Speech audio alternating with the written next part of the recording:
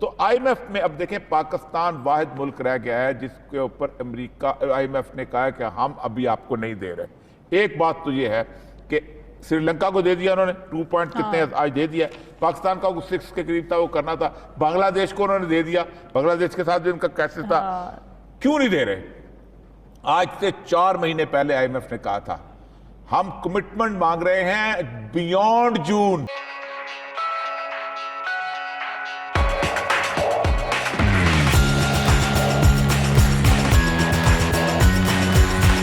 چھا گئے ہیں۔ عالمی اقتصادی ادارے نے حکومت کی نئی فیول سبسڈی اسکیم پر سوالات اٹھا دیے ہیں، جس کے تحت 800 سی سی سے کم گاڑیوں اور موٹر سائیکل والوں کو پیٹرول پر سبسڈی دی جائے گی۔ دوسری جانب صورتحال یہ ہے کہ کنٹرول درآمدات کے نتیجے میں پاکستان کا کرنٹ اکاؤنٹ ڈیفیسٹ تو کم ہو گیا ہے، لیکن اس کا خمیازہ ٹیکسٹائل سمیت بہت سے سیکٹرز کو بھگتنا پڑ رہا ہے، جن کا پیداواری گراف نیچے آ چکا ہے۔ اور یہ سب آئی ایم ایف نے نئی فیول سبسڈی پالیسی پر سوالات اٹھائے۔ تو کیا حکومت نے یہ پالیسی بناتے وقت آئی ایم ایف کو اعتماد میں نہیں لیا تھا؟ اس سے پہلے بھی خان صاحب کی پیٹرول پر دی ہوئی سبسڈی سے ایشو بنا تھا، تو اب بھی کہیں یہ سبسڈی معاملات خراب نہ کر دے؟ دیکھیں کئی دفعہ کہا ہے کہ آئی ایم ایف یہ نہیں کہتا کہ سبسڈی دو یا نہ دو، اچھا آئی ایم ایف کہتا ہے آپ ہمارے سامنے پلان لے کے آؤ کہ آپ کیا کرنا چاہتے ہیں۔ نہیں تو ان کی نمائندہ کیوں پھر اس بات پہ سوال اپنی نمائندہ تو آپ کہہ رہے ہیں کہ آپ سبسڈی کس کھاتے میں دے رہے ہیں کہ جب آپ کے پاس پیسے ہی نہیں ہیں۔ دیکھیں نا پاکستان کو جون میں 3 بلین جو ہیں قرضہ پے کرنا ہے، ڈالر قرضہ پے کرنا ہے، اور 4 بلین رول اوور کا۔ صحیح، ٹھیک، تو اتنا پیسہ آپ کے پاس کیا جون تک جمع کر لیں گے جو آپ اتنے للے تلوں میں لگے ہوئے ہیں؟ آئی ایم ایف کی جو ڈائریکٹر جنرل ہے اس نے بہت شاندار ان کو مشورے دیے تھے۔ انہوں نے کہا تھا دیکھیں بات سنیں، آپ کے اپنے اخراجات کم کریں تاکہ آپ انسان بنیں۔ صحیح، آپ سب سے پہلے تو آپ کہتے ہیں ڈیٹرنس ہے، ہمارے پاس ایٹم بم آ گیا، اب آپ حملہ نہیں کر سکتے۔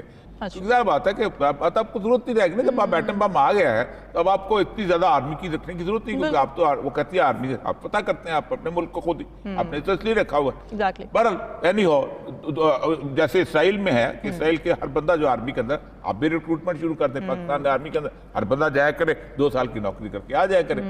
دوسرا انہوں نے یہ کہا تھا کہ آپ اپنے ایڈمنسٹریٹو ایکسپینڈیچر کم کریں، اس کے اوپر ہم نے آسٹریلٹی کمیٹی کی باقاعدہ ڈسکشن کی، ناصر کھوسا صاحب کی بہت اچھے آفیسر، بہت کمال کے آدمی ہیں، انہوں نے بہت زبردست کیا تھا کہ اتنے 300 کے 400 بلین روپیز تو آپ فوراً ختم کر سکتے ہیں، اور وہ آپ نے ختم نہیں کیے۔ پھر اس نے کہا تھا آپ ٹیکس کریں امیروں کو، آپ نے ایک پلاٹ والے پہ ٹیکس نہیں کیا، آپ نے ایک بڑی دکاندار والے پہ ٹیکس نہیں کیا، آپ نے کسی اور، آپ کیا کر رہے ہیں؟ آپ کر رہے ہیں کہ 500 روپے کا جو تو نا آٹے کا توڑا وہ آپ نے 1100 کا کر دیا، یعنی آپ نے 600 روپیہ بڑھا دیا، اور ہم نے کہا جی ہم آدھا مفت دے دیں گے۔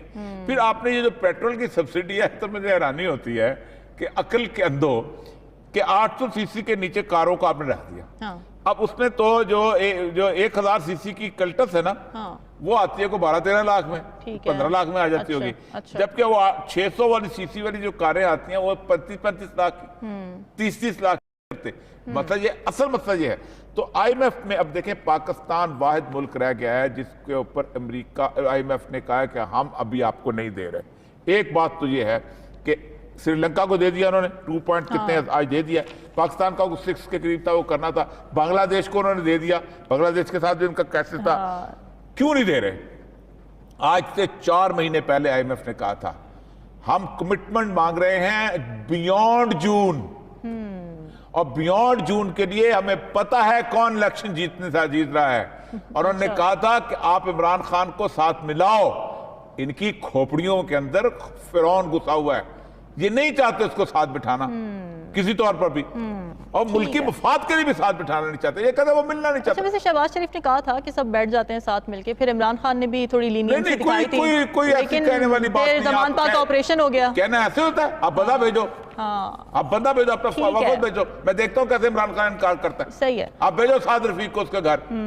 بالکل ٹھیک ہے۔ اچھا ہلالی صاحب، کراس سبسڈی ہے جو کہ حکومت ایک اسکیم لے کر آئی ہے، تو اس پر کیا آئی ایم ایف کو اعتراض ہو سکتا ہے؟ حکومت کہہ رہی کہ جی ہم امیروں سے زیادہ پیٹرول پر لے لیں گے پیسے، اور غریبوں سے ہم وہ مارجن کاٹ دیں گے، تو برابر ہو جائے گا، کوئی ایکسٹرا پیسے ہمیں خزانے سے دینے نہیں پڑے، تو اعتراض کیا ہے آئی ایم ایف کو؟ یہ پاگل سکیم ہے، یہ واقع پاگل سکیم ہے۔ اچھا، آپ کو میں سوال پوچھتا ہوں، ٹیکسی والا رکشا وہ جاتا ہے پورا ٹینک بھر لیتا ہے، وہ گھر جاتا ہے ٹینک کو خالی کرتا ہے، وہ ٹینک جو پیٹرول اس نے لیا ہے جو 100 روپیہ اور اس سے زیادہ بڑا ہے وہ بیچ دیتا ہے، वापस आके टैंक रिफिल कर देता है। ये कब तक चलेगा? हाँ, You know, it's so stupid. माने कि it shows your stupidity. क्या कहा IMF? उन्होंने कहा ये क्या कर रहे हैं आप भाई? आप अगर गरीब को मदद करना चाहते हैं, कैश सब्सिडी दें उनको, बढ़ाएं, हम कोई ऑब्जेक्ट नहीं कर सकते हैं। हाँ, ये शर्त है कि बता दें वो वापस कैसे आएगा, इसलिए कि गुड गरीबों को दो। तो ये देखिए ये क्या कर रहे हैं। एक पेट्रोल पंप का अटेंडेंट वो डिसाइड करेगा किसको देना है किसको नहीं देना है। यार फॉर गॉड सेक, ये आप कर क्या रहे हैं? आपको मैं बता रहा हूं, मैं कंटिन्यू करें। मैं तो अब समझता हूं कि आपको IMF की जरूरत नहीं है। आप चाहते हैं कि IMF नेवर एग्री, उन्होंने वीटो करना है, इसको देखने के साथ कहना है पागल हो गए हो, कैसे चलेगा ये स्कीम, हमें एक्सप्लेन करो, and they will shoot it down. तो इसका माने है कि आपको फिर वो जो चाहते हैं आपको वो मिलेगा नहीं। तो इसका मतलब क्या कि आप बैंकक्रप्ट हो गए हैं। आप बात करें ना, आपका टेक्सटाइल भी 10 लाख लोग अभी जाके they are going to lose their jobs, उनकी नौकरी जाएगी, खत्म हो गया है, कोलैप्स कर गया है, नहीं कि कोलैप्स करने वाला है, कोलैप्स कर दिया है। एप्टमा को जाके पूछें क्या हालत है उनकी। तो ये मैं आपको पूछना चाहता हूं कि ये लोग जो हमें कहा गया था कि दार साहब आके सब चीज ठीक हो जाएगा, आपसे मैं पूछना चाहता हूं इनका क्या पॉलिसी ये है कि इस मुल्क को सिंक करें, बैंकक्रप्ट वाकई करें? इसलिए तो इस किस्म के स्कीम्स के साथ ऐसा ही लग रहा है मुझे। ठीक है भाई, यू डोंट इवन एक्सप्लेन जो क्रेडिटर नेशंस और नेशंस, आप उनको एक्सप्लेन नहीं कर सकते, ये चलेगा कैसे? बिल्कुल ठीक है। आई एम सॉरी, मैकेनिज्म में कुछ फॉल्ट्स हैं। अच्छा, और ये सब वैसे ये बात भी हुई है कि कुछ लिमिटेशन लगा रहे हैं कि महीने में इतने लीटर आप ले सकेंगे पेट्रोल, तो मैकेनिज्म में फॉल्ट है या फिर उसकी जो इम्प्लीमेंटेशन है उसमें मसला होगा, शफाफियत नहीं है? करप्शन आपके पूरे उसमें भरी हुई है। फॉर एग्जाम्पल, एक पेट्रोल पंप वाला है, अब कितना फर्क है दोनों के अंदर? पेट्रोल पंप में 50 रुपए का 60 रुपए का फर्क है, ठीक है। वो 5-6 उनके लोगों की 50 रुपए वाले को उसको कहता है कि तुम मुझे ले आओ, और उनको बेच देता है पेट्रोल। और वही पेट्रोल अपने पेट्रोल पंप में ढाल के वही पेट्रोल पंप का जो अटेंडेंट है वो 250 रुपए में बेच देता है। करप्शन तो बड़ा नहीं तो करप्शन तो है ना, आपका सिस्टम होना चाहिए ना। आप मुझे ये बताइए कि मैंने 10 पेट्रोल मोटरसाइकिल वाले मेरे वाकफ हैं, मैं उनके खाते का पेट्रोल जो है वो उसके चिट दे देता हूँ, ठीक, और वो उसके बाद मैं उसी को बेच देता हूँ। मुझे तो दिन का इतना मुनाफा होगा जिसमें सोच ही सकते हो। तो स्टुपिडिटी है बेसिकली। मसला सारा जो है बचाने का मसला जो है वो उनको टैक्स नहीं लगाना चाहता। हाँ वो साबुन लेता है, हाँ वो टूथपेस्ट लेता है, हाँ वो कोई और चीज छोटी चीज लेता है, वो टैक्स दे रहा है। लेकिन वो साबुन बना के जो बंदा आमदनी कमाता है ना, उसको टैक्स नहीं देते, क्योंकि वो तुम्हारी पार्टी को फंड करता है, बिल्कुल, वो तुम्हें इश्तिहारात देता है। जो बंदा जो है वो इतने बड़ी जिसने इतनी शॉप बनाई हुई है, उस शॉप से जो इनकम लेता है उसमें एक बंदे का आप उससे सेल्स टैक्स तो लेते हो, लेकिन उस बंदे ने जो रात को 1-1.5 करोड़ रुपया कमा के घर लेके गया, उसे 1.5 करोड़ रुपए तुम नहीं लेते हो। ये है तुम्हारी बदमाशी, ये है तुम्हारी अशराफिया की हुकूमत इस मुल्क के ऊपर। तुम लोग नहीं लगाना चाहते। 5-5 करोड़ का प्लॉट है एक आदमी का, आपका वो 10 साल तक प्लॉट लगा उसका पड़ा रहता है, 1 रुपया टैक्स देता है उस 10 लाख के प्लॉट। और ये आज से नहीं है, इस हुकूमत से नहीं, 50 साल से होता चला आ रहा है। आप सोचें कि पाकिस्तान के अंदर सबसे ज्यादा सेल किसकी हो रही है? सिर्फ प्लॉट्स की।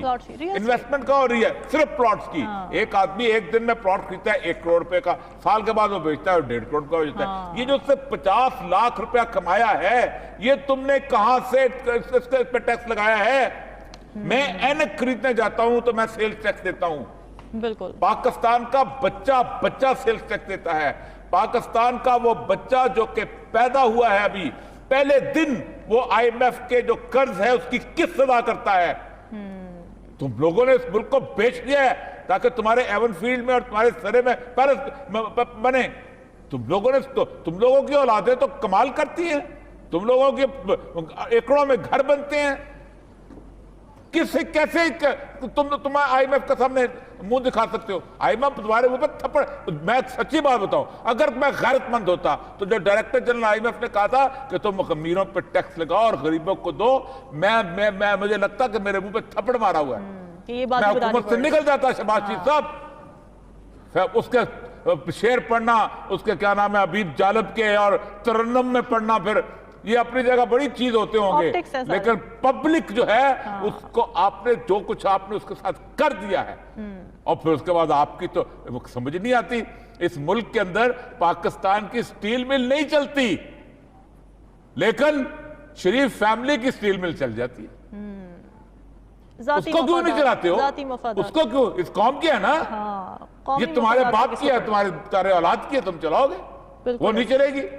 मैं तो कहता हूं, हमदा शहबाज शरीफ के, नवाज शरीफ के जो बेटे हैं हुसैन नवाज, जो कहते हैं मैंने मिल चलाई थी, उनको एक दफा इसका मैनेजर लगा दें, लाके बुलाएं उस फॉरेन नेशनल आदमी को, और कहें ये स्टील मिल चलाओ। लेकिन नहीं, वो नहीं चलेगी। आपकी सरकार की घी फैक्ट्री चलेगी, आपकी चलेगी। सरकार की एयरलाइन नहीं चलेगी, आप एयरलाइन का मिनिस्टर होंगे, शायद खान का वैसा मिनिस्टर होंगे, एयर ब्लू चलेगी। ये है अच्छा, हिलाली साहब, और ये साथ बड़ी अच्छी बात की रियल एस्टेट वाली इन्वेस्टमेंट्स की, क्या कोई अपॉर्चुनिटीज